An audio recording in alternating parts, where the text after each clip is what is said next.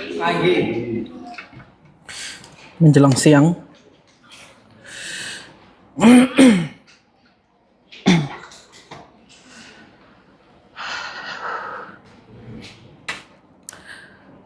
Minggu 23 Maret 2025. Yeah. Kita hampir berada di penghujung bulan Maret di tahun Tuhan kita. Yeah. Jadi judul pesan saya hari ini adalah The Son of Light. Teman-teman pernah mendengar hal ini?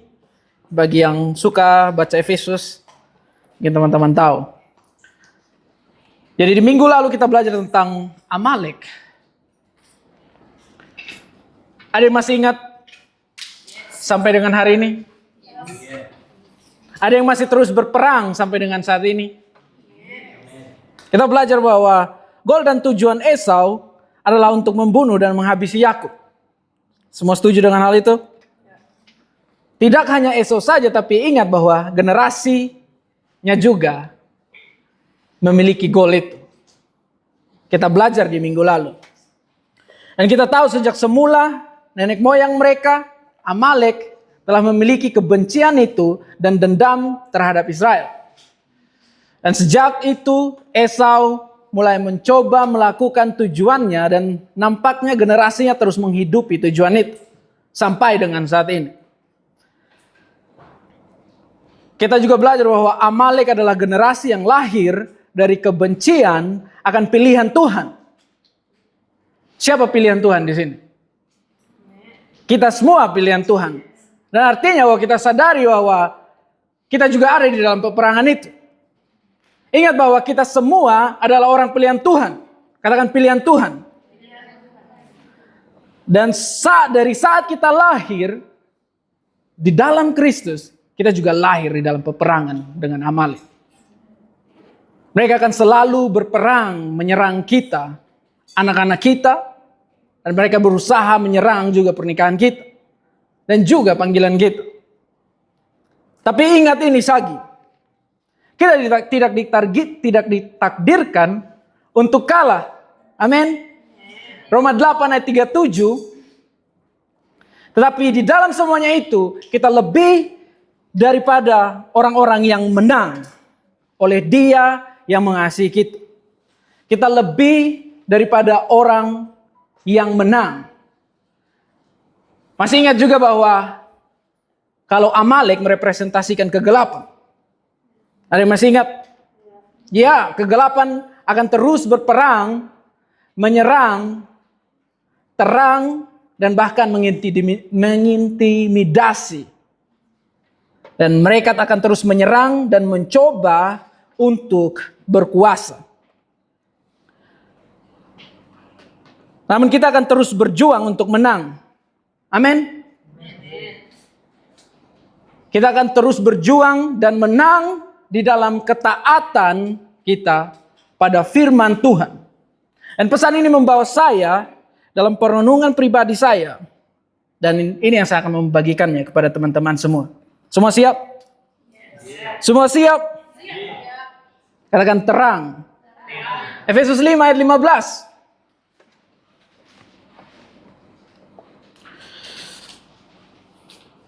Say there when you there. Yeah. Dan sebenarnya pesan ini juga lahir dari perenungan saya. Di minggu ini ada banyak kegelapan yang terekspos di dalam kehidupan saya.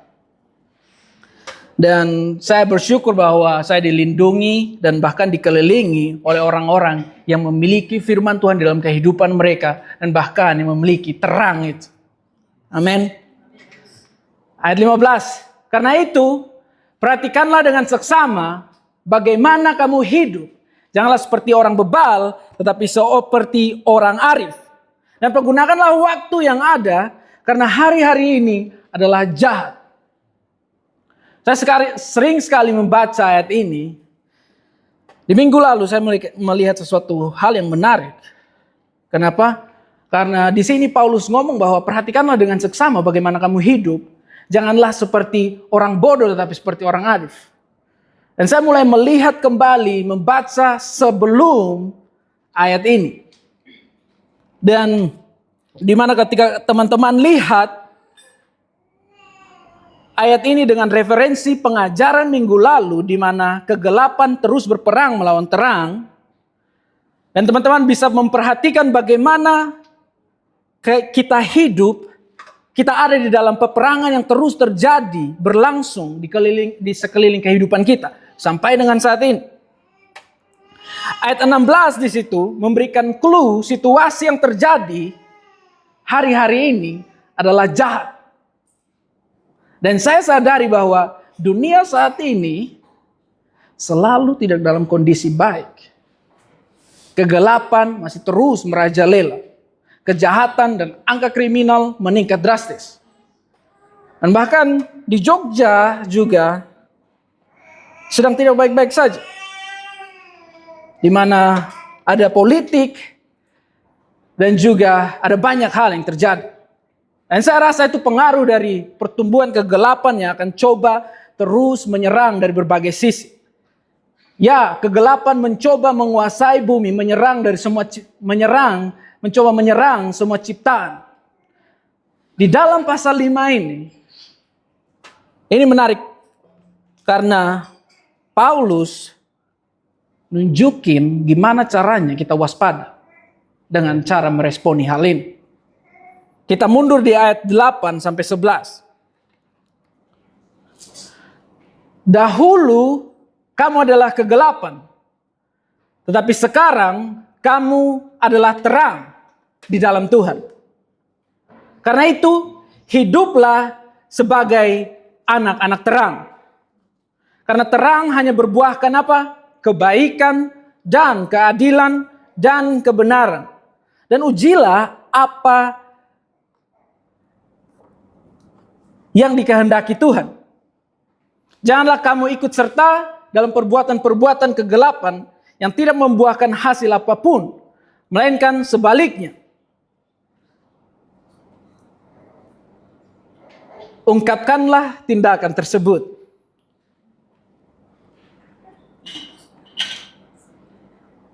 Dalam TB di situ dia telanjangilah perbuatan itu.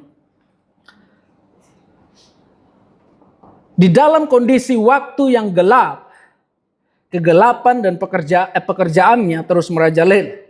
Apakah kita semua sadar dan aware tentang hal itu? Apakah kalian melihat hal ini sedang terjadi? Kegelapan menyerang dari segala sisi. Dan ini yang terjadi sama seperti apa yang dikatakan Yesaya 5 ayat 20 sampai 21.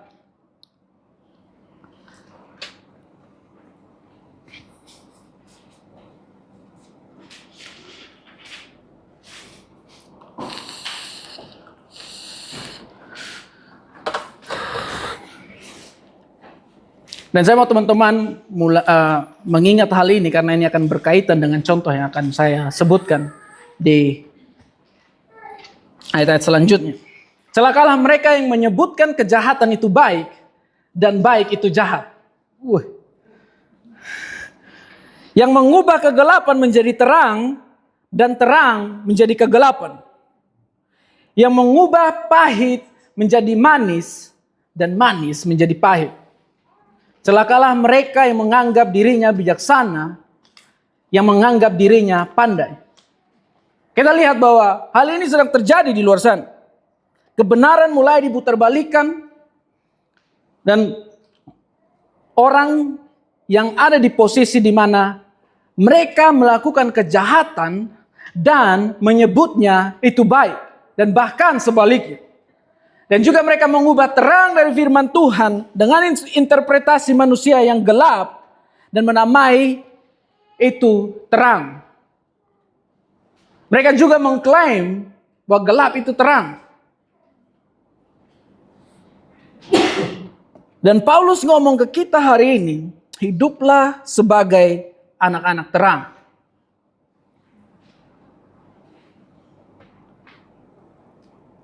Hiduplah sebagai anak-anak. Hiduplah sebagai anak-anak terang dan singkirkanlah perbuatan-perbuatan kegelapan itu. Pikirkanlah hal ini. Apa artinya itu menjadi anak-anak terang? Kalian ingat di pengajaran minggu lalu bahwa bertindak di dalam ketaatan akan menjaga terang. Amin.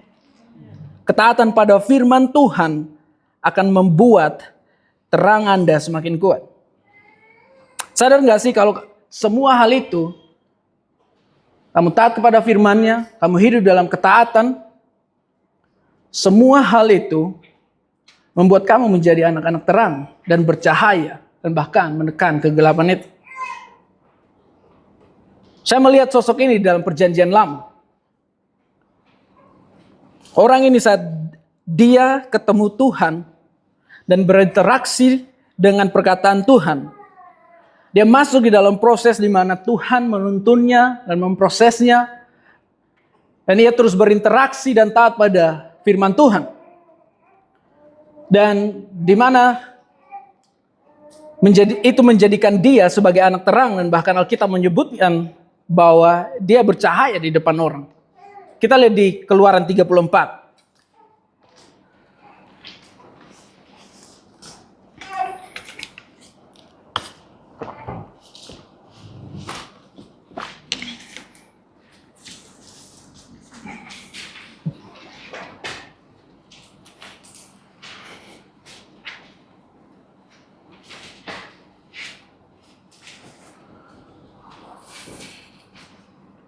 Keluaran 34 ayat 29 sampai 35. Ketika Musa turun dari gunung Sinai, kedua loh hukum Tuhan ada di tangan. Musa ketika ia turun dari gunung itu, tidaklah ia tahu bahwa kulit mukanya bercahaya oleh karena ia telah berbicara dengan Tuhan. Ketika Harun dan seluruh orang Israel melihat Musa, mukanya bersinar-sinar sehingga mereka takut untuk mendekati. Tapi Musa memanggil mereka.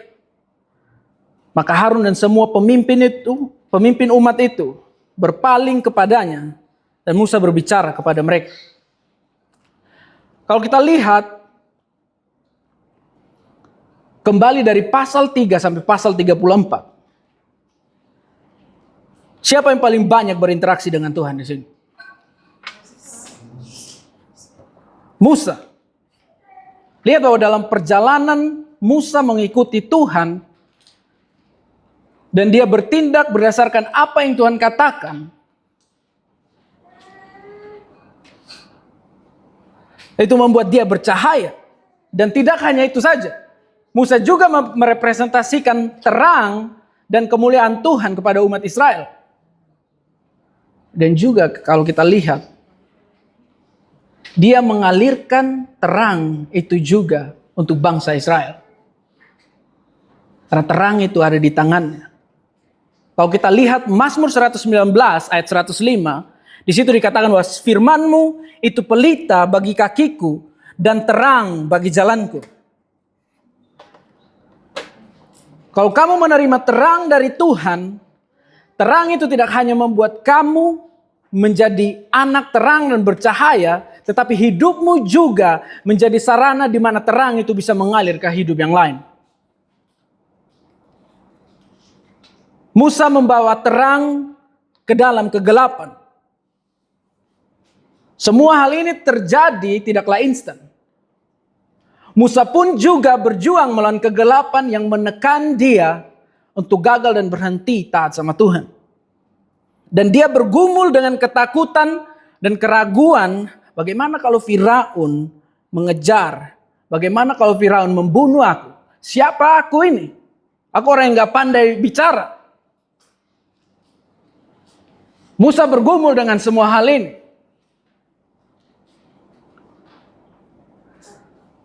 Ingat bahwa anak terang adalah mereka yang mendengar apa yang Tuhan katakan dan melakukan. Yohanes 12 ayat 36. Di situ dikatakan bahwa percayalah kepada cahaya itu selama cahaya itu ada padamu. agar kamu menjadi anak-anak terang.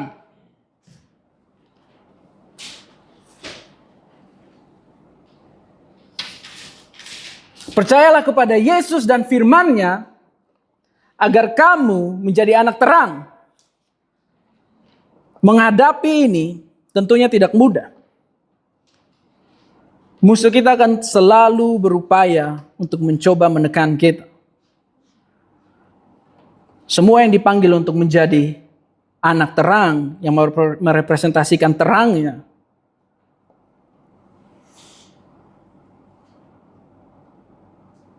sampai di mana tadi? Semua yang dipanggil untuk menjadi anak terang pasti menghadapi tantangan baik di dalam diri sendiri maupun tantangan di luar kehidupan kita. Dan Musa menghadapi hal itu juga. Tapi melalui semua proses ini, dan saya percaya bahwa kita dilatih Tuhan. Musa bergumul dengan ketakutan dan keraguan yang ada di dalam hatinya. Dan bahkan situasi di luar kehidupan Musa pun menghadapi Firaun dan semua pasukannya. Dan dia bergumul untuk hal itu. Tetapi Musa memilih untuk mendengar dan melakukan apa yang Tuhan perintahkan kepada dia. Untuk memimpin bangsa Israel keluar dari tanah Mesir. Dan hal ini yang perlu kita sadari bahwa untuk bisa mengekspos perbuatan gelap, kita harus mampu juga mengidentifikasi dari dalam diri kita. Kalau teman-teman lihat interaksi Musa dengan Tuhan di Keluaran 3, Musa mampu mengidentifikasikan ketakutan yang ada di dalam dirinya dan juga keraguan yang ada di dalam dirinya. Tapi dia memilih untuk taat dan tunduk pada apa yang Tuhan katakan. Di Kejadian 3 ayat 11 saya bacakan untuk teman-teman semua. Tapi Musa berkata kepada Tuhan, "Siapakah aku ini? Sehingga aku harus menghadap Firaun dan membawa bangsa Israel keluar dari Mesir."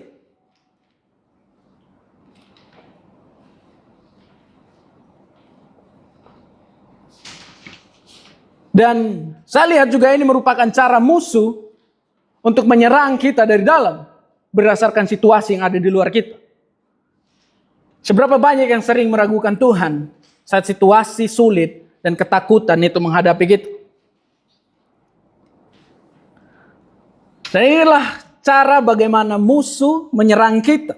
Yaitu dengan ketakutan dan keraguan. Dan cara Tuhan menelanjangi serangan itu adalah dengan mendeklarasikan siapa dia bagi Musa. Saat Tuhan mengekspos ketakutan dan keraguan Musa harus mengambil keputusan.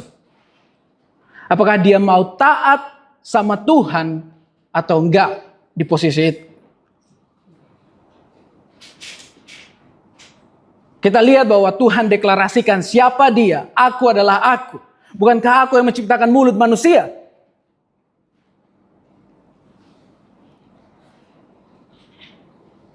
Untuk menjadi terang, teman-teman, itu dimulai dari mengizinkan perkataan Tuhan mengekspos kegelapan di dalam diri kita. Dan cara kita berperang adalah dengan mengizinkan perkataan Tuhan yang berkuasa atas diri kita. Amin. Ini masalah yang sering terjadi. Yohanes 3 ayat 19 sampai 21.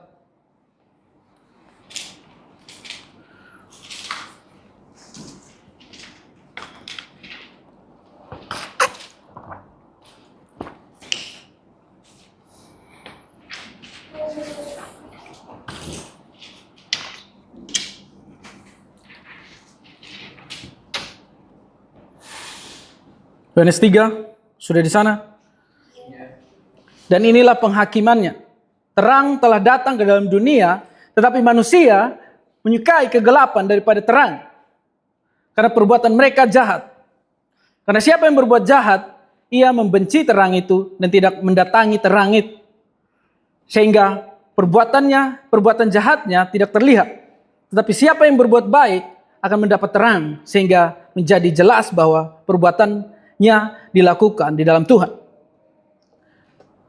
Ya, masalah yang terjadi adalah terkadang kita masih menyukai kegelapan yang ada di dalam kita. Contohnya, amarah, ketakutan, kekhawatiran. Banyak dari kita di tempat ini sering berinteraksi dengan perkataan Tuhan. Amin. Tapi seberapa banyak kalau saat Tuhan membukakan sesuatu di dalam hidup kita, atau saat Tuhan ngomong ke kita malah menyukai siapa kita dan perbuatan kita. Ini contohnya, amarah. Saya bergumul sekali dengan amarah. Saat saudaramu atau istrimu melakukan sesuatu, atau kalian berdebat saat itu, terus kamu merespon dengan amarah,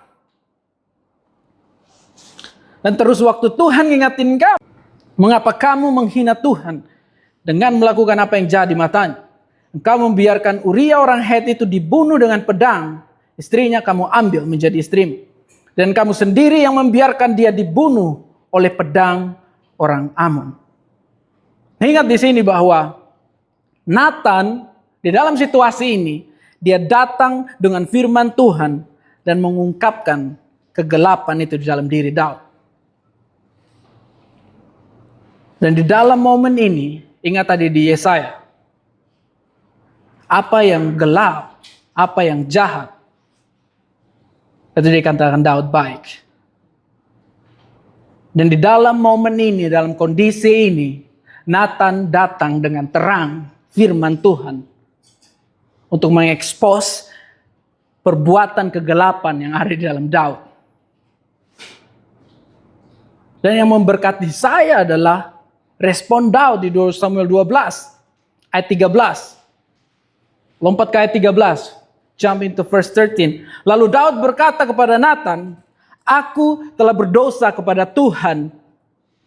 Dan Nathan berkata kepada Daud, Tuhan telah menghapuskan dosamu dan kamu tidak akan mati. Lihat yang terjadi di sini bahwa waktu terang itu datang di dalam kehidupan Daud. Dan terang itu mengekspos kegelapan yang ada di dalam kehidupan Daud. Respon Daud di sini adalah dia menerima terang itu. Dia menerima firman Tuhan itu. Dan dia bertobat. Kalau teman-teman mau lihat responnya, kita ke Mazmur 51 ayat 11. Saya senang bacakan Mazmur ini. Dan ini di mana Daud menyuarakan apa yang paling penting di dalam kondisinya saat itu. Waktu dia terjebak dan bahkan hampir ditelan oleh kegelapan saat itu. Waktu kegelapan hampir berkuasa untuk menyelimuti kehidupannya. Tapi aku lihat dari respon Daud. Dia membuka dirinya oleh perkataan Tuhan. Dan bahkan dia menerima terang itu.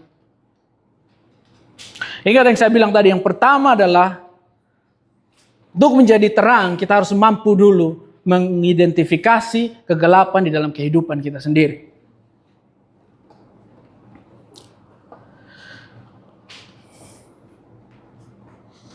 Mazmur 51, jangan usir aku. Jangan jauhkan aku dari hadiratmu selamanya.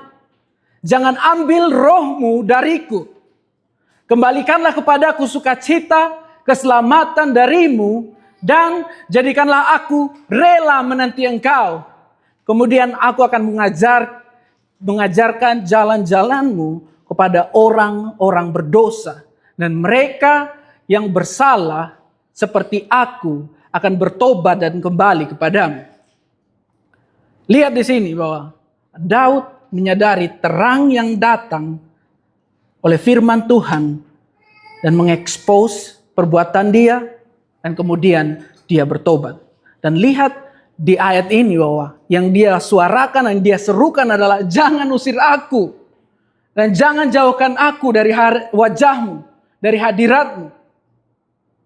Karena yang terpenting bagi Daud adalah kenapa dia sebut wajah Tuhan di sini? Wajah Tuhan adalah hal yang terpenting karena di situ dia bisa berinteraksi dengan Tuhan.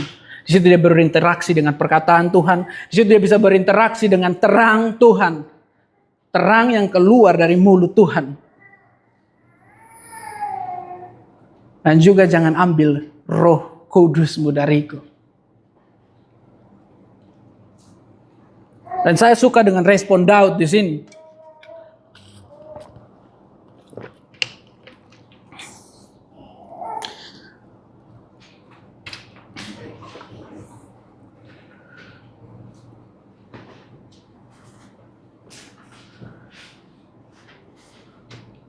Dan seruan Daud adalah agar Tuhan tidak memalingkan wajahnya dari Daud. Wajah Tuhan adalah hal yang paling penting bagi Daud, di mana dia bisa berinteraksi dengan Tuhan. Dan bahkan dia meminta Roh Tuhan untuk datang dan mencerahkannya. And ini adalah hal yang terbaik bahwa ketika terang itu datang, mengekspos kehidupan saya, kita pasti ada sedikit dalam hati kita yang mau membenarkan kelakuan kita. Terkadang kita menutupi segala sesuatu dan bahkan kita mencoba, bahwa kita konsisten melakukan hal yang salah. Waktu firman Tuhan datang, kita mencoba untuk mengambil satu-satu kebenaran yang pernah kita lakukan. Terus kita melihat hal itu, bahwa ini yang aku lakukan, itu yang kita pertahankan. Padahal fakta membuktikan kita melakukan hal itu. Dan ini yang terjadi dalam kehidupan saya, bahwa kita bertengkar karena saya mencoba membenarkan setiap apa yang saya lakukan waktu firman Tuhan itu datang. Tapi sebenarnya membuktikan bahwa saya masih menyukai apa yang gelap, saya masih bilang terang, ketidakdisiplinan, lambat bangun yang ada dalam kehidupan saya masih menyukai itu. Itu perbuatan gelap yang ada dalam kehidupan saya. Dan seharusnya saya punya respon yang sama waktu firman Tuhan datang kepada Daud. Bertobat, fix it.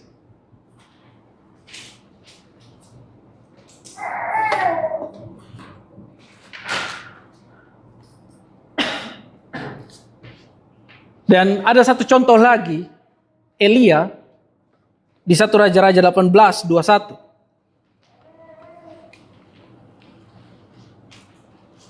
Dan saya percaya bahwa Tuhan akan setia selalu membantu kita dengan perkataannya, mengekspos setiap perbuatan kegelapan yang ada dalam diri kita. Dan ketika kita ingat firman di mana terang itu berkuasa dan kegelapan itu tidak dapat menguasainya. Kalau firman Tuhan di dalam kehidupan kita, di dalam sekeliling kita, dalam hari-hari kita, melingkupi kehidupan kita, kegelapan itu gak bakal berkuasa atas kehidupan kita. Kalau kita mengambil keputusan untuk memilih dan melakukan apa yang firman Tuhan itu katakan. Dan aku senang dengan Daud di sini karena yang dia pedulikan adalah wajah Tuhan. Tapi kita terkadang yang kita pedulikan adalah wajah kita, reputasi kita, kenyamanan kita, dan bahkan kita nggak mau dilihat bahwa wow, kita lakukan kesalahan yang besar. Dan tanpa kita sadari, kita menutupi terang dari firman Tuhan itu untuk masuk memulihkan terang yang ada dalam hidup kita. Karena kita peduli lebih kepada wajah kita, reputasi kita. Gimana orang lihat aku kalau kayak ini. Lebih baik menyangkal, kan? Nah itu yang coba saya lakukan selalu. Hey, kau lupa apa yang kau lakukan ini. Padahal saya selalu ini. Ya. Di Elia 1 Raja-Raja 18 ayat 21, ini masa di mana Israel, bangsa Israel waktu itu berpaling dan bahkan raja-rajanya juga berpaling menyembah Baal. Dan Elia diutus Tuhan untuk mengekspos bahwa Tuhan yang mereka sembah itu nggak benar. Tuhan yang mereka sembah itu bukanlah Tuhan yang berkuasa sama seperti Tuhan Israel. Tapi di 1 Raja-Raja 18 ayat 21, di situ dikatakan bahwa lalu Elia mendekati seluruh rakyat itu dan berkata, berapa lama lagi kamu berlaku timpang dan bercabang hati? Kalau Tuhan itu Tuhan, ikutilah dia. Dan kalau Baal, ikutilah dia. Tetapi rakyat itu tidak menjawabnya sepatah kata pun. Di dalam hal ini, sebelum sampai di titik ini, Tuhan memimpin Elia. Ada yang masih ingat cerita bahwa Tuhan suruh dia pergi ke sungai. Sampai di sana, Tuhan akan memberikan dia makan. Ingat bahwa terkadang Tuhan menguji kita. Dan kita punya alasan juga untuk meragukan dia. Tetapi Elia, dia taat dan bahkan dia melakukan apa yang Tuhan perintahkan kepada dia. Suruh dia pergi ke sana, burung gagak akan memberikan dia makan, dia pergi. Dan ini yang membuat dia bisa menjadi perantara bahkan di mana dia mengekspos kegelapan yang ada pada umat Israel pada waktu itu. Padahal kalau kita lihat sebelumnya bahwa Elia punya alasan untuk meragukan Tuhan saat itu. Tapi dia memilih untuk taat pada apa yang Tuhan lakukan. Yang Tuhan katakan. Bahkan air dalam parit itu pun habis dijilat. Lihat bahwa kondisi saat ini, di mana Elia menjadi sosok yang di mana dia membawa terang. Tujuannya adalah bahwa dia membawa perkataan Tuhan. Dia mau memulihkan bangsa Israel. Dia memilihkan bahwa di mana yang salah, yang gelap mereka anggap terang, yang salah, yang jahat mereka anggap baik. Di momen itu juga dia mengekspos bahwa perbuatan kegelapan yang mereka lakukan. Dia mengekspos bahwa Baal itu bukanlah Tuhan yang sesungguhnya. Tuhan Israel adalah Tuhan yang sesungguhnya. Dan dia mengungkapkan kegelapan yang membutakan bangsa Israel saat itu. Dan di sini kita bisa lihat dan belajar bahwa untuk menjadi anak-anak terang, kita juga bisa belajar bahwa yang pertama, kita mengidentifikasikan kegelapan di dalam hati kita dengan mendengarkan apa yang Tuhan katakan di dalam kehidupan kita. Dan juga taat untuk setiap hal yang dia katakan di dalam kehidupan kita. Dan saya percaya bahwa goals kita adalah bahwa kita menjadi terang bagi bangsa-bangsa. Goals kita adalah bahwa kita mau menjadi terang yang di atas bukit. Tapi itu dimulai dari bagaimana kita merespon terang yang datang di dalam kehidupan kita. Apakah kita membuka hal itu bagi diri kita sendiri untuk terang itu bisa masuk hari demi hari. Dan melihat semua hal ini, saya punya satu aplikasi. Gimana caranya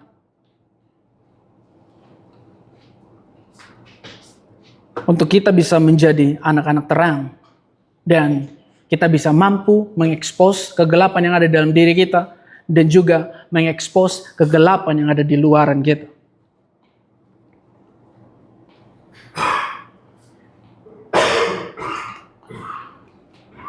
Roma 12 ayat 2.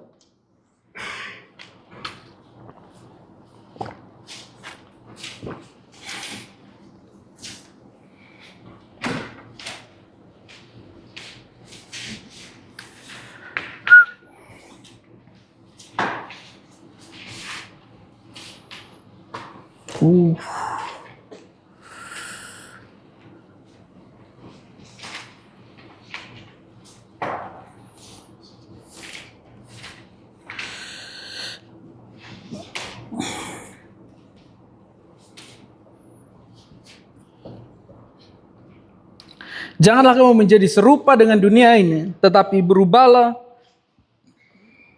oleh pembaharuan budimu, sehingga kamu dapat membedakan manakah kehendak Tuhan, apa yang baik, yang berkenan kepada Tuhan, dan yang sempurna.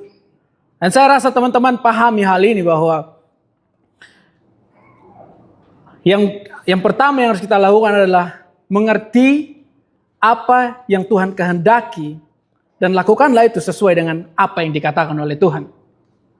Di dalam tekananmu, di dalam situasi tekananmu, yang kamu harus lakukan adalah mengetahui apa yang Tuhan rindukan untuk kamu lakukan di momen itu. Dan ketika kamu dengar dari Tuhan, waktu Roh Kudus mengingatkan apa yang Tuhan mau kamu untuk lakukan di momen itu, kamu lakukan. Dan di Yakobus 4 ayat 7,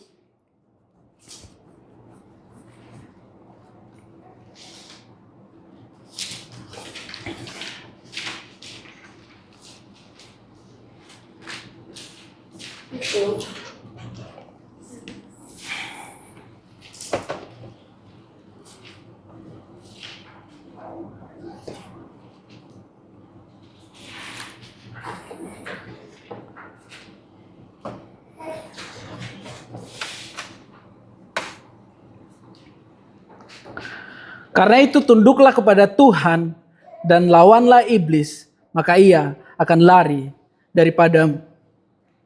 Cara kita untuk tunduk kepada Tuhan adalah dengan dengar dan taat kepada firman-Nya. Saat firman Tuhan itu, terang itu, datang ke hidupmu, bahkan datang waktu di masa-masa kamu ada dalam tekanan, masa-masa di mana kamu meragukan Tuhan, masa di mana kamu harus mengakui bahwa ada perbuatan kegelapan yang ada di dalam hidupmu.